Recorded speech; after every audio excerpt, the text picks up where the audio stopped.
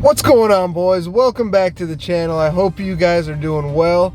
Today's a big day, boys. Today we are going to pick up the E92 from having the rod bearings done. And I've been texting with the tech who's doing it.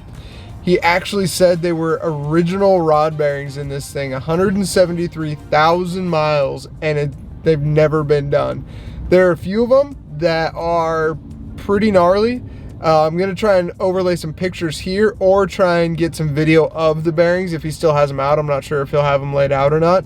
But we are en route to the shop now. It's basically the opposite side of Austin where we live.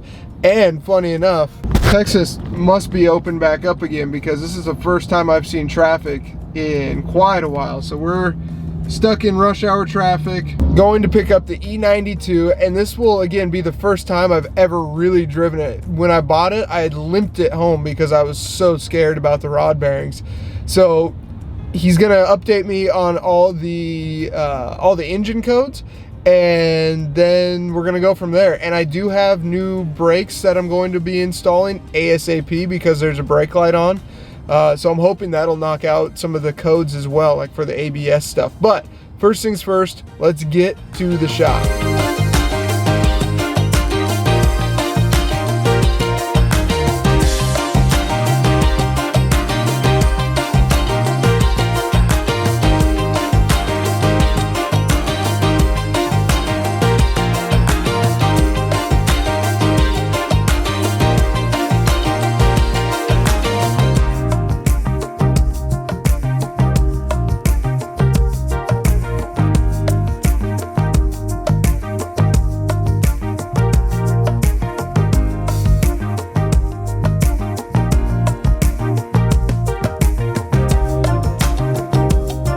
So I'm editing this video right now, and I just realized I didn't give an update on anything the tech said at all.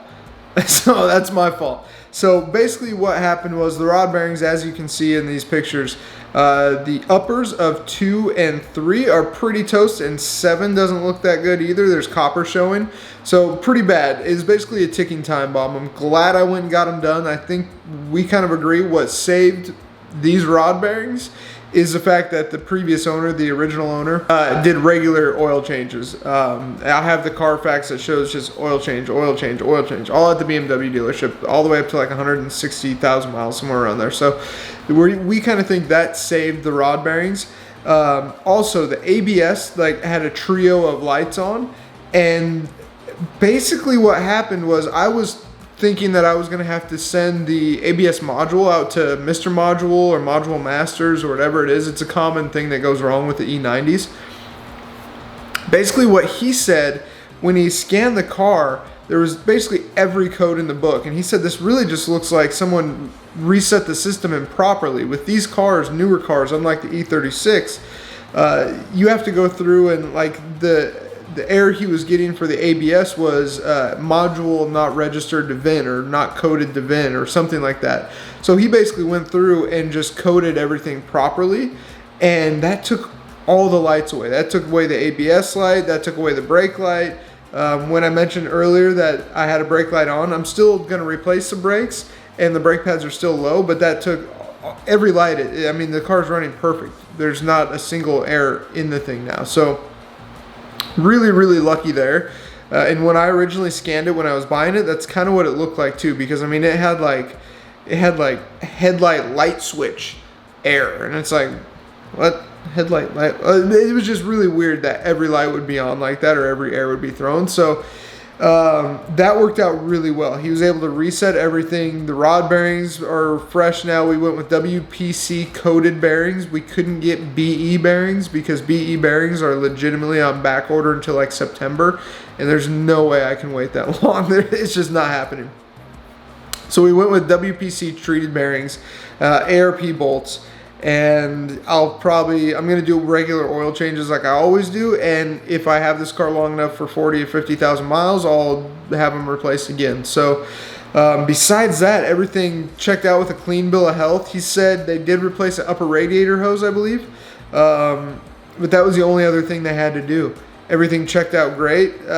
You know, it does need other stuff, and I'll go over that in a video like I mentioned in this, but it's not perfect, but it's, I mean, from the rod bearings and from the inspection that he gave it, I think we have a pretty good car on our hands. I'm really, really stoked with the bill of health it checked out with. Anyway, back to the video. Wanted to update you guys. All right, boys, we got it back home. And, you know, it was basically rush hour traffic the entire drive home, so I wasn't able to get on it. So what I'm going to do is I have yet to give this an actual, like, wash. And if any of y'all are like me, washing a car for the first time, I mean, it points out a lot of things. It just helps. Washing a car for the first time, you can really, you know, notice things that you hadn't noticed before. It's just good. I don't know why, but like, you don't really know a car you got until you wash it for the first time. That's just me. I don't know. It could be weird. So what I'm going to do is get it cleaned up, and then I have the guy who I bought this from did one of those sprays on it where it's just like all greasy everywhere. So I'm going to do my best to get rid of all of that as best I can. Then tonight or a little bit later in this video, I'm going to take it out on a proper first drive now that the rod bearings are done. So first step is to get this thing cleaned up, which means I'm gonna have to move the E36 out of the garage. So once I'm done washing that, I can bring it into the garage and have more room with it. So, time to do some rearranging.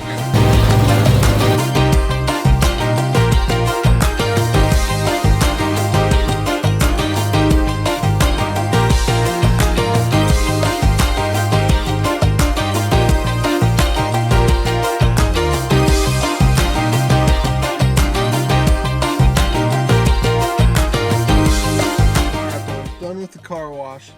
It's a warm one today, so I apologize if I'm looking a little nappy, but it's time for the first real drive. It's a little later, so I think the roads will be a little clearer, and I need to get gas anyway. And there's one thing I forgot to tell y'all. There is one thing done to this, and it's a cat removal. The guy had a cat removal done. I don't think there may be a tune. I'm not sure, but I know the cats are removed, so it should sound pretty good. I'm gonna do another video of everything that I initially see and find that needs to be replaced, or I need to address at least. But I still need to think about what I want to do with this car. If I want to make it into a full-blown track car, if I want to make it, there's a lot of options with this because I got it for so cheap, and it's just such a good platform. But listen to this start. I hope this picks it up.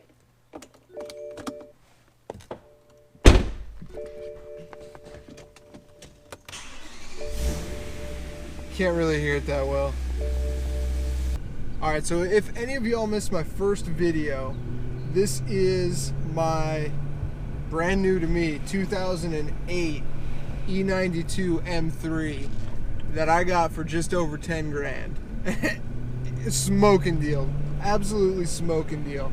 It was a one owner car, and it has 173,249 miles. So the owner that had it before me is a doctor, and he just used it as his daily driver. He commuted. In Texas, nothing is close, so you really start to build up miles quick. And the first thing I went to do was go get the rod bearings done.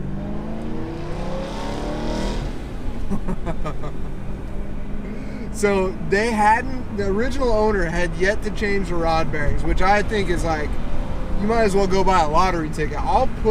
Actually I probably at this point have already shown you what the rod bearings look like. They weren't horrible, but they were definitely not great. A few of them were looking pretty bad. So I'm glad I went to do it.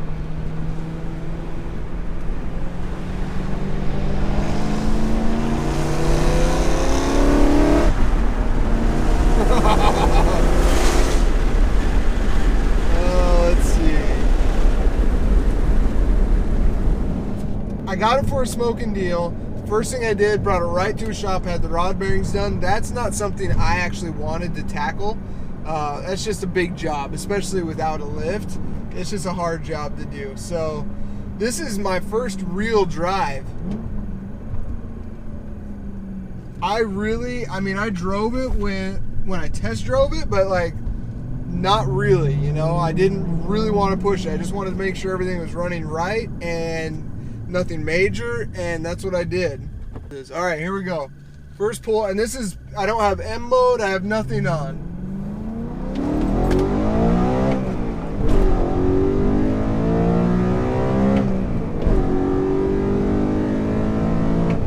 She feels good. It pulls. It feels good. You know what? I'm really curious to see if my E36 can keep up with this. That's gonna be a heck of a race. I don't know. I need to find a buddy that can drive a stick. Oh, what's that? Oh, washer fluid low. That's one thing I noticed right away. It is crazy. I went from E36, which is like no electrical stuff, like bare minimum electrical, to this, which is like there's a lot more. I'm gonna have to get a lot better with my electrical confidence, just sensors, wiring, etc., because there's a lot more electrical in this car. But I mean, we got 6-speed, slick top, carbon roof. It does have nav. It'd be awesome if it didn't have nav, but it does have nav. Gosh, that just sounds good. Alright, let's see what the M button. Oh, automatically you can feel the M button just way touch your throttle. So far, this is amazing. This thing sounds amazing. It drives amazing. The tires are a little old and a little worn, so I'm gonna get some cheap tires to throw on these wheels because I don't want to buy new rims yet, and I don't want to spend a boatload on tires.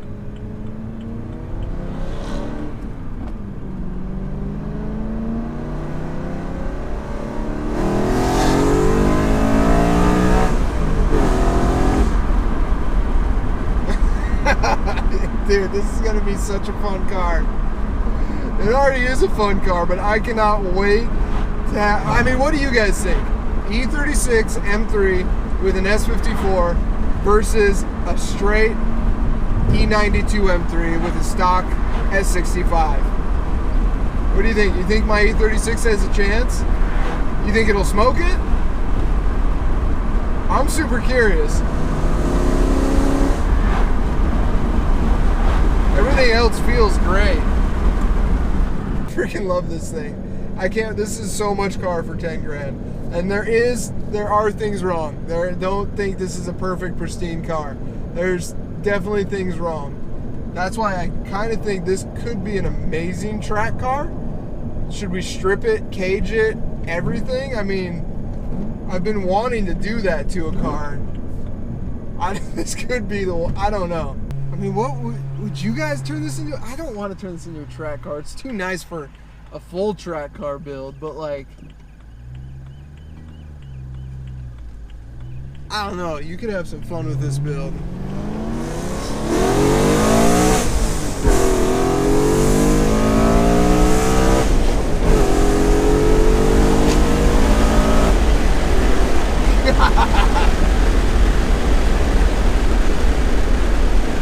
That feels pretty good. That is, I should probably roll up the windows.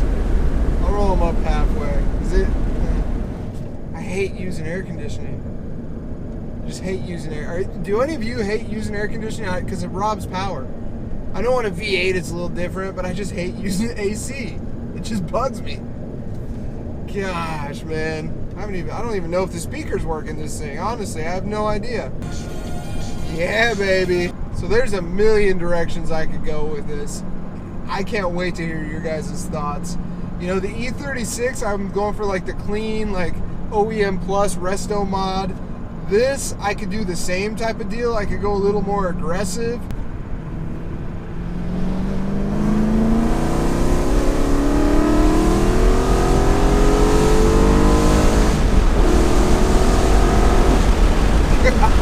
So there we have it, boys. She's back home, fully operational. Rod bearings are done. Now it's time to start having fun with it. I mean, I want to go to the track with it. I feel like I just got a new best friend. I want to do everything with it. But there's a lot I have planned for this. But also I'm up for you guys' opinion too. I mean, I'm still debating on, should this be a full track car? Should I gut it, cage it, everything? Should I don't know, there's a lot of options with this. I'm excited. So stay tuned, guys. Let me know what you guys think in the comments below, because I got a lot planned with the S2000, which should be up and running this weekend, and then the E36. I did just order the Turner Motorsport intake, so that will be here probably next week. I've gone way over my monthly allowance on car parts, so there's a lot to stay tuned for. I hope to see you guys on the next video. Peace.